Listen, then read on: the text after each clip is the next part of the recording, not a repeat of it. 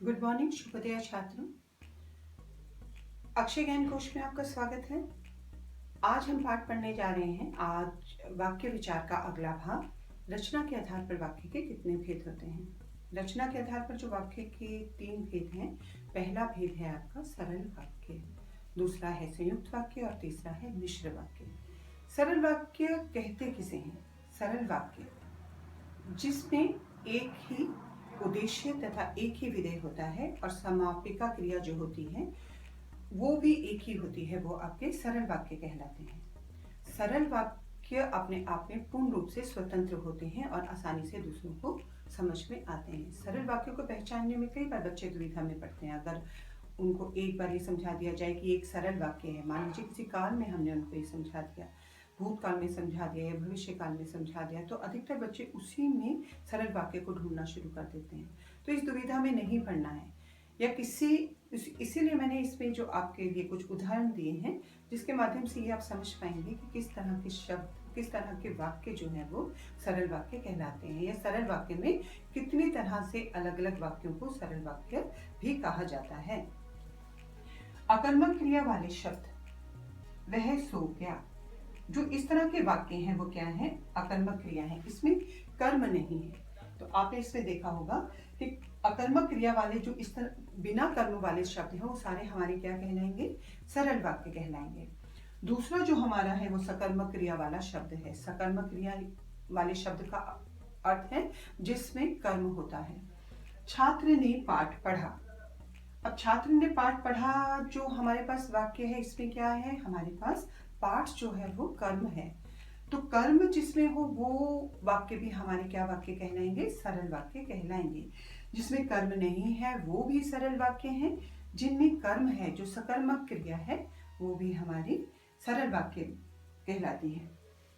द्विकर्मक क्रिया, द्विकर्मक क्रिया वाले शब्द भी हमारे सरल वाक्य ही कहलाते हैं। जिस तरह से सेठ ने नौकर को पैसे दिए, इसमें दो सेठ जो है वो नौकर को पैसे दे रहा है, लेकिन जो समापिका क्रिया है वो एक ही चल रही है। जो मैंने आपको ऊपर बताया कि सरल वाक्य में समापिका क्रिया लगभग एक ही रहती है। तो सेठ ने नौकर को पैसे दिए, ये संयुक्त वाक्य या मिश्र वाक्य नहीं है, इसमें समापिका क्रिया चल रही है, ये भी सरल वाक्य है। उसी तरह से फिर हमारे पास आता है प्रेरणार्थक क्रिया। प्रेरणार्थक क्रिया में अध्यापक ने छात्रों से लेख लिखवाया। तो लेख लिखवाया जो हमारे पास जो क्रिया है वो एक ही क्रिया है।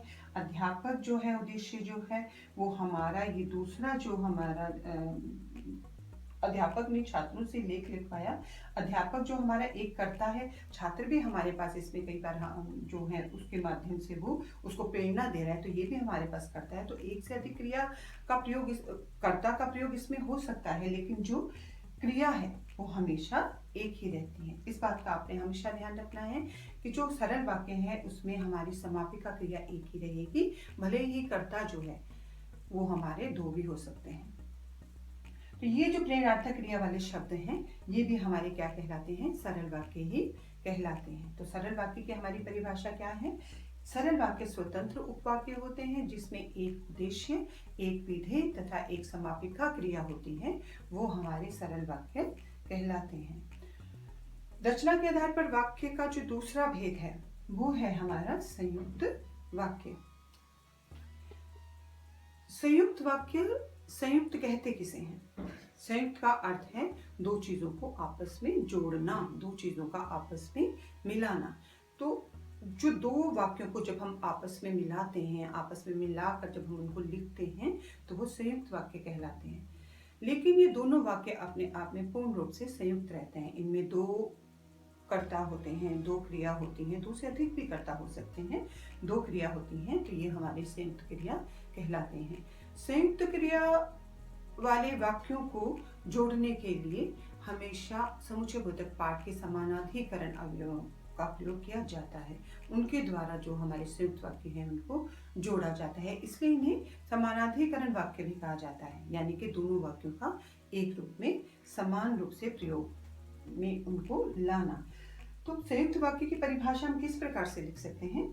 जिन वाक्यों में आए सभी उपवाक्य स्वतंत्र होते हैं, ये समान स्तर के उपवाक्य होते हैं, इन्हें समानाधिकरण उपवाक्य भी कहा जाता है क्योंकि ये समुच्चय बोधक समानाधिकरण अवयव द्वारा जोड़े जाते हैं यानी कि मिलाए जाते हैं। संयुक्त वाक्य में प्रयोग होने वाले समानाधिकरण समुच्चय बोधक जो अवयव होते हैं वे 4 प्रकार के होते हैं।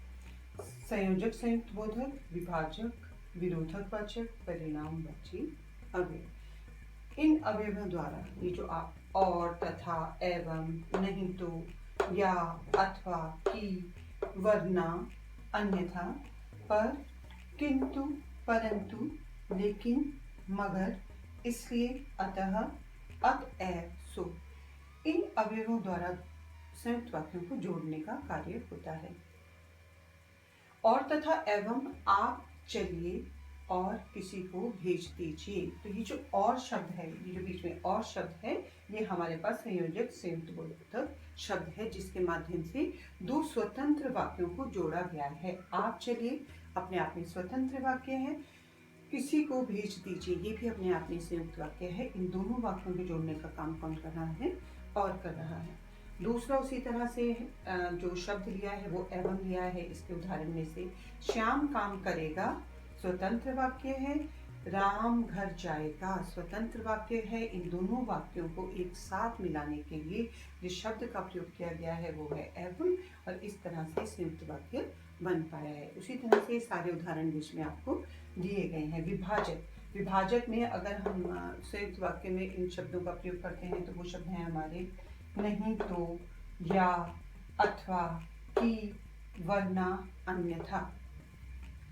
है ये स्वतंत्र वाक्य ही, लेकिन ये बीच में प्रयोग करने पर ये हमें विभाजक का काम देते हैं।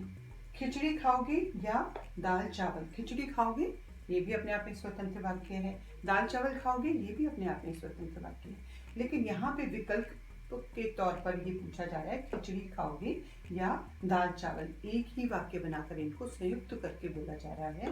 तो ये क्या बन जाता है? या विकल्प लगाने से खिचड़ी खाओगे या दाल चावल। तो ये आपका एक संयुक्त वाक्य को जोड़ने का कार्य कर रहा है। विरोधवाचक, विरोधवाचक अवयव जो है हमारे पास समानाधिकरण समुच्चय बोधक अवयव वो है पर, किंतु, परंतु, लेकिन, मगर। यहाँ बैठो परंतु बात मत करो। विरोध हो रहा है, आपने बैठना भी है लेकिन साथ साथ बात भी नहीं करनी है, और इन वाक्यों को जोड़कर बोला गया है अर्थात संयुक्त बनाया गया है। उसी तरह से परिणामवाची है, इसलिए, अतः, अतएव, सो। कल बारिश आ गई थी इसलिए ना आ सका। तो कल बारिश आ गई थी ये अपने आप में पूर्ण वाक्य है, वह ना आ सका ये अपने आप में पूर्ण वाक्य है। इन दोनों स्वतंत्र वाक्यों को जोड़ने का काम किसने किया है? इसलिए ने किया है। अगला जो हमने उदाहरण दिया है वो है वह पढ़ना नहीं चाहता था सो चला गया। तो यहाँ पे सो जो है आपका अवयव है, समानाधिकरण अवयव जो संयुक्त वाक्यों को जोड़ने का काम करता है, जिसके माध्यम से आपको पता चलता है कि संयुक्त वाक्य किस प्रकार से बनाया गया है। तो अब आप समझ गए होंगे कि संयुक्त वाक्यों को जोड़ने के लिए हमें समानाधिकरण समुच्चय बोधक अवयव की जरूरत होती है। ये लाल पेन से लिखे गए सभी शब्द जो हैं वो आपके समानाधिकरण समुच्चय बोधक अवयव हैं जिनको आप संयुक्त वाक्य में जोड़ने के लिए इनका प्रयोग कर सकते हैं।